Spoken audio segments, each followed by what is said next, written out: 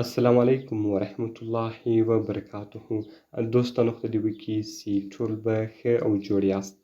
دوستانو د نن په دغه ویډیو کې به زه تاسو ته در وښیم چې تاسو څنګه کولی سئ چې د خپل موبایل هر اپلیکیشن اپډیټ کړئ او د هغه رقم خپل موبایل مو اپډیټ کړئ.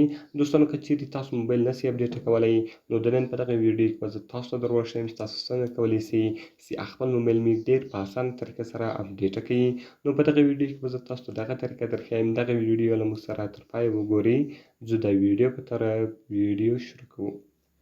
نو دوستانو تر ویډیو شروع کولو مخکې که چیرې تاسو ویډیو لایک کړې نه وي مهرباني سره وکړئ زموږ ویډیو لایک کړئ او دغه رقم یې له خپلو ملګرو سره خامخا شیر کړئ.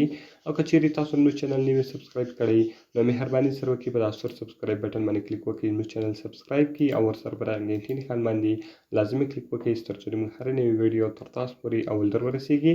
نو دوستانو د دې لپاره به تر ټولو مخکې تاسو په خپل موبایل کې یو اپلیکیشن ډاونلوډ کړئ. دلته به تاسو راسئ په دا ټایټل باندې به کلیک وکړئ او لاندې به ما تاسو ته اپس لینک یا دغه رقم اپلیکیشن لینک لیکلی وي. تاسو په دې لینک باندې کلیک وکړئ او تاسو به دغه اپلیکیشن ډېر په اسانه طریقه سره په خپل موبایل کې ډاونلوډ کړئ. کله چې موږ ګورو دوستانو تاسو دغه اپلیکیشن په خپل موبایل کې ډاونلوډ کړئ دغه رقم که چیرې اوس تاسو غواړئ چې خپل د موبایل هر اپلیکیشن اپډیټ کړئ یا دغه رقم خپل موبایل اپډیټ کړئ هغه ټول تاسو اپډیټ کولی سئ. نو ګوره دوستانو اوس که چیرې دلته تاسو یوزر اپس ته راسئ په یوزر اپس کې تاسو ته هغه اپلیکیشنان درښیي کوم چې تاسو په خپل موبایل کې له پلی سټوره یا دغه رقم له کروم براوزره یا له هر څه تاسو انسټال کړي وي هغه اپلیکیشنان دلته دی تاسو ته درښیي. نو که چیرې تاسو غواړئ چې دغه تاسو اپډیټ کړئ دلته به تاسو په چک اپډیټ باندې کلیک وکړئ. نو که چیرې د هغه اپلیکیشن اپډیټ راغلی و دغه به تاسو په خپل موبایل کې اپډیټ کړئ.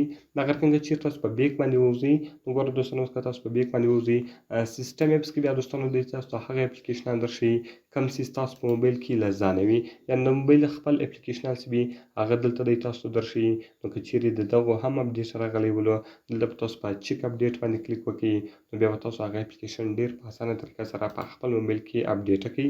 ګوره دوستانو دلته به صرف تاسو په چک اپډیټ باندې کلیک وکړئ د هغه رقم به اوپن اپس ووایي یعنې تاسو به په پلی سټور کې اپډیټ کړئ. کله چې ګوره دوستانو تاسو پلی سټور ووایي د هغه رقم اوس که د فیسبوک اپډیټ راغلی ولو دلته به دی تاسو ته اپډیټ راواړوي او دغه اپلیکیشن به تاسو ډېر په اسانه طریقه سره په خپل موبایل کې اپډیټ کړئ.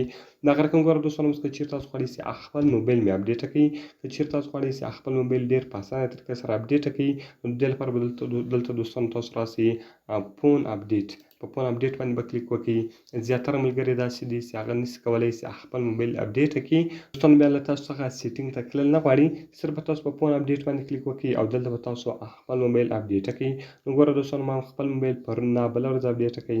دغه رقم که چیرې تاسو موبایل نه وي اپډیټ کړی نو دلته یې تاسو ډېر په اسانه طریقه سره اپډیټولی سئ. نو دوستانو د موبایل لپاره ډېر ښایسته او خوندور اپلیکیشن ده باید ټول یې په خپل موبایل کې خامخا انسټال کړي. نو که مې ویډیو خوښ شوي وي ویډیو خامخا سره لایک کړئ له خپلو ملګرو سره یې خامخا شیر کړئ. نو که چیرې تاسو زموږ چینل نه وي سبسکرایب کړی مهرباني سره وکړئ زموږ چینل در سره سبسکرایب کړئ. دوستانو که کومه پوښتنه لرئ کومې ویډیو ته مو ضرورت وي موږ ته لاندې په کمنټس کې ووایاست تر څو موږ هغه ویډیو ستاسو لپاره جوړه کړو. نو په دعاګانو کې مې یاد ساتئ. د خدای په امان.